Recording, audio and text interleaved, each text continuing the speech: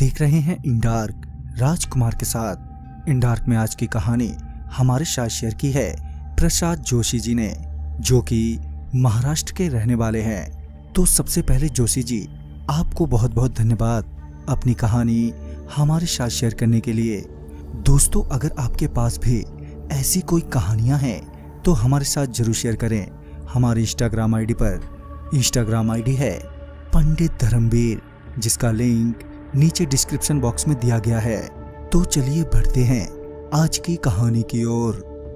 जोशी जी बताते हैं, आज से तकरीबन 4 से 5 साल पहले मालगांव में एक घटना घटी थी। अक्सर गांव में 12-12 घंटे लोड शेडिंग रहती है। ऐसे में अमावस हो या फिर पूनम की रात पर बिजली आने पर फसलों को पानी देने जाना ही पड़ता है।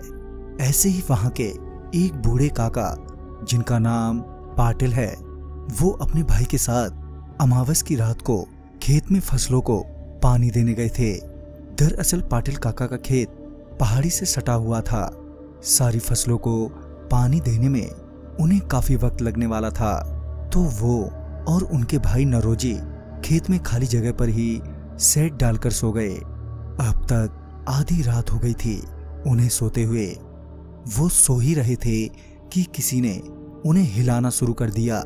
जब वो उठे तो उन्होंने देखा कि उनका एक दोस्त उनके सामने खड़ा है।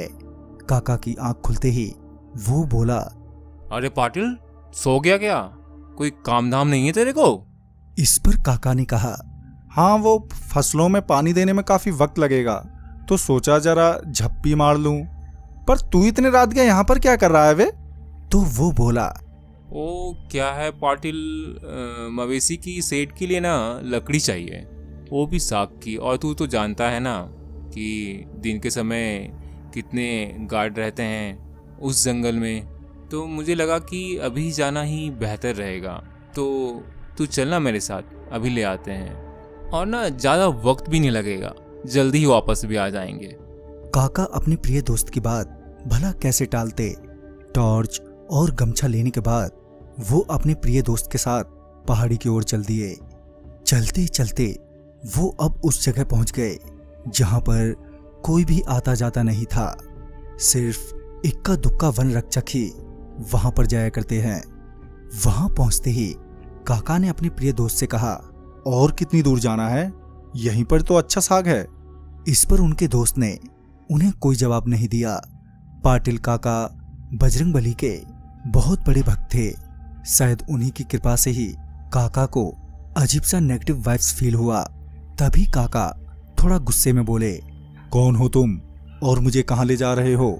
जवाब दो मुझे। तभी वो शख्स पीछे की ओर मुड़ा और जोर जोर से हंसने लगा और एक विकराल रूप धारण कर लिया और बोला, पाटिल, तू आज अपनी किस्मत के चलते बच गया।